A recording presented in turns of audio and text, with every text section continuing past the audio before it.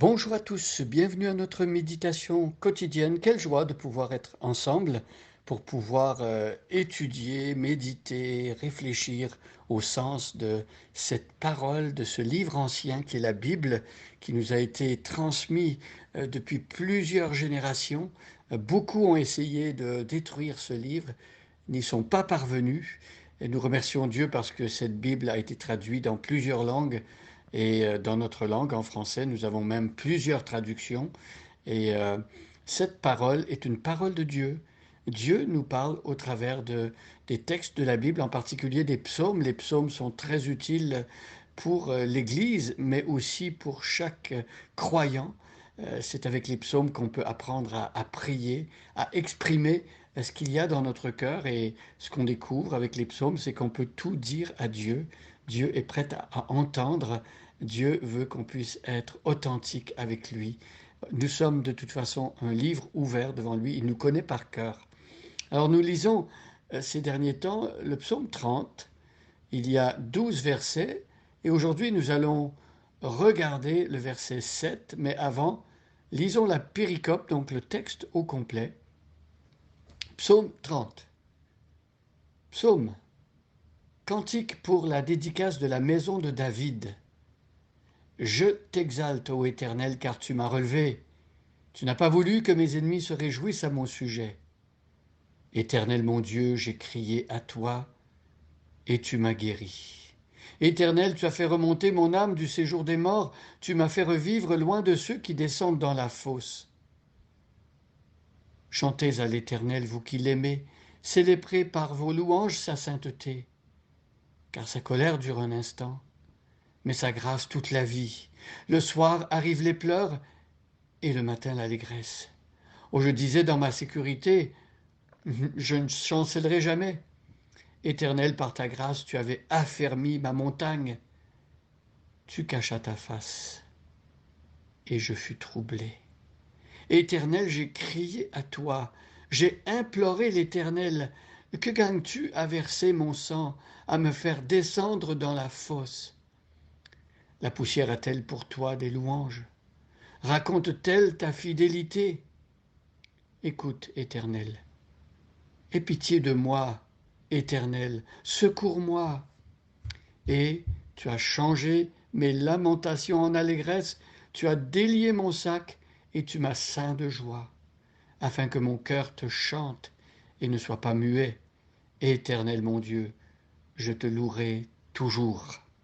Alors jusqu'ici, la lecture du psaume 30, comme vous voyez, c'est un psaume extraordinaire. Il y a beaucoup de choses ici à dire. David implore le Seigneur quand il se trouve dans la détresse. Et ça nous amène à poser la question, nous, lorsque nous sommes dans la détresse, est-ce que nous pensons à invoquer le Seigneur? David a été délivré. Il semblerait qu'il a été guéri également. Est-ce que ces troubles, ces difficultés avaient occasionné une maladie ou une blessure, quelque chose? Il a été guéri. Et là, il loue le Seigneur. Nous avions vu au verset 6, je disais dans ma sécurité, je ne chancellerai jamais. Alors David avait pris confiance et peut-être que sa confiance était mal placée. Il avait mis sa confiance peut-être dans les circonstances de sa vie ou peut-être dans le fait que, oui, lui, il était peut-être meilleur que les autres. On ne sait pas quel genre de sentiment il avait dans son cœur, mais il était en sécurité et il s'imaginait que parce qu'il était en sécurité, il n'aurait jamais de problème, jamais de difficulté, il ne serait jamais ébranlé.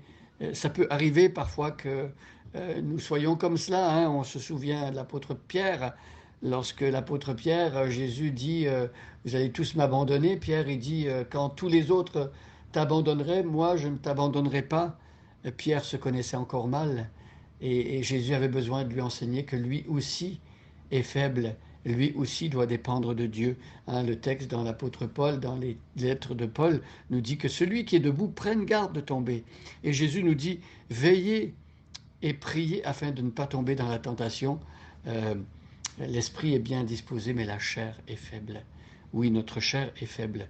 Donc, il disait dans sa sécurité, je ne chancellerai jamais. Il y avait peut-être un petit peu d'orgueil là-dedans, ou peut-être une mauvaise connaissance de soi-même.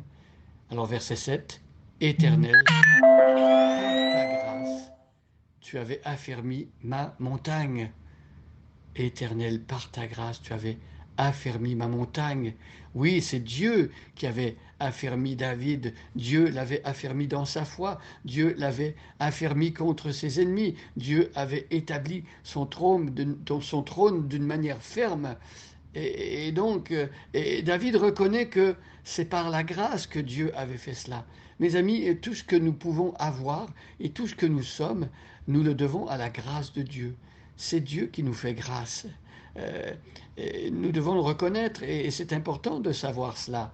Ce n'est pas parce que nous aurions eu des mérites particuliers que Dieu nous fait du bien, que Dieu nous protège, que Dieu nous garde, que Dieu nous affermit. C'est uniquement par sa grâce. Il nous fait un cadeau. Nous ne méritons rien.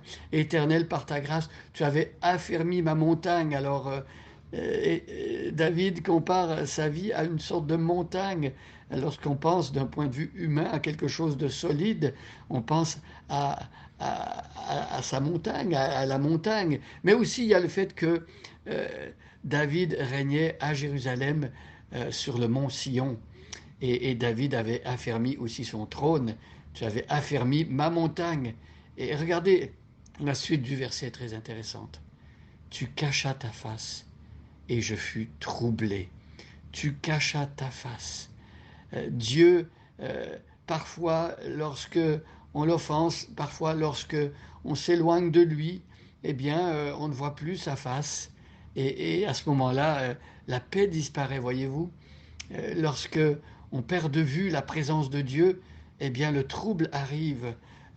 Et on a besoin justement de comprendre que tout tient au fait que Dieu est là, que Dieu soit présent, que Dieu agisse en nous. Tu cachas ta face. Oh, je ne sais pas si certains aujourd'hui, en écoutant cette méditation, pourraient dire comme David, je ne vois pas la face de Dieu, je ne sens pas sa présence. Eh bien, invoquez le Seigneur, tournez-vous vers lui. Nous allons voir dans les versets suivants que parce que David n'avait plus ce sens de la proximité de Dieu dans sa vie, eh bien, il a été troublé, il a compris que sa paix dépendait de Dieu, que sa stabilité dans la vie dépendait de Dieu, et il va se tourner vers lui. Alors, demandons à Dieu qu'il nous montre sa face. Euh, Comprenons que c'est la grâce de Dieu qui nous permet d'être proches de lui, tout dépend de lui, et confions-nous en lui. Bonne journée à chacun et à chacune, et soyez bénis.